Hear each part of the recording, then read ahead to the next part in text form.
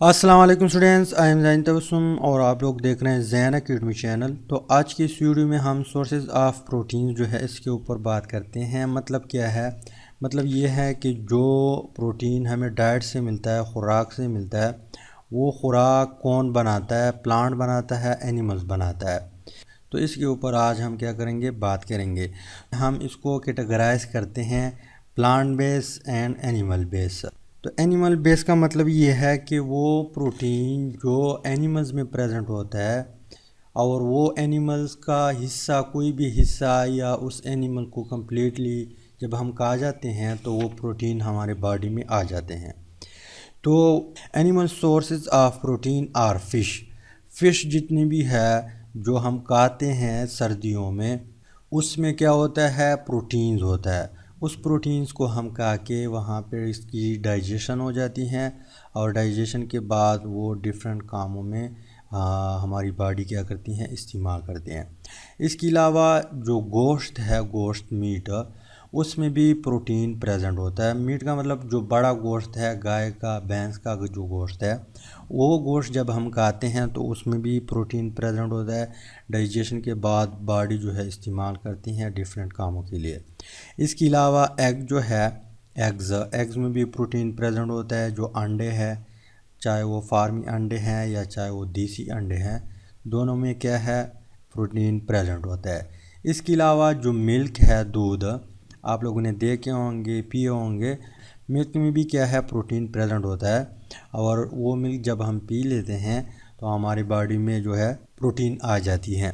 अब मिल्क जो है ये तो एक लिक्विड है, मतलब ये है कि लिक्विड फॉर्म में है, लेकिन इसको हम एनिमल से obtain करते हैं, एनिमल से हासिल करते हैं। किस तरह, गाय जो है वो भी हमें मिल्क देती है, भैंस भी मिल्क देती है।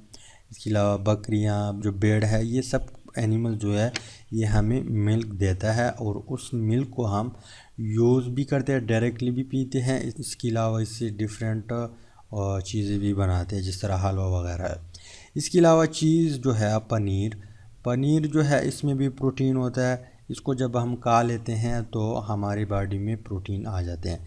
इसके अलावा जो मटन है, मटन छोटे गोश्त को कहते हैं। जिस तरह बकरी है या भेड़, जब हम इसको ज़बह करते हैं और वो गोश्त जब हम खाते हैं उसको हम मटन कहते हैं। बड़े गोश्त को हम मीट कहते हैं और छोटे गोश्त को हम मटन कहते हैं। तो मटन में भी प्रोटीन प्रेजेंट होता है। इसके अलावा चिकन जो है, मुर्गी का गोश्त, उसमें भी प्रोटीन प्रेजेंट होता है। तो ये कुछ एनिमल सोर्सेज है। इसके अलावा यहाँ पे प्लांट सोर्सेज कौन कौन से हैं। प्लांट सोर्सेज ऑफ प्रोटीन का मतलब ये है कि वो कौन से प्लांट है जो हम खाते हैं उसमें प्रोटीन होता है। तो यहाँ पे लिखा हुआ है पल्सेस का मतलब आप लोग जानते होंगे, जो दालें हैं, दालें जिस तरह दाल चन्ना है, दाल माश है। इसके अलावा इस तरह रेड किस्म के दाल होते हैं, सफ़ेद किस्म के दाल होते हैं। इन सब में क्या होता है, प्रोटीन प्रेजेंट होता है और ये एक अच्छा सोर्स है। इसको हम खाकर प्रोटीन हासिल कर लेते हैं। इसके अलावा जो लोबिया है, लोबिया में क्या होता है, प्रोटीन प्रेजेंट होता है। उसको जब हम खाते हैं तो उसमें भी प्रोटीन मौजूद होता है और उस प्रोटीन को हम इस्तेमाल करते हैं। तो ये दो जो है ये प्रोटीन से भरे होते हैं और इससे हम क्या करते हैं, प्रोटीन हासिल करते हैं। उम्मीद करता हूँ इस छोटी सी वीडियो की समझ आई होगी। इंशाल्लाह मिलते हैं नेक्स्ट वीडियो में और वहाँ पे हम जो है यूज़ के ऊपर डिटेल से बात करेंगे। Finally thanks for watching.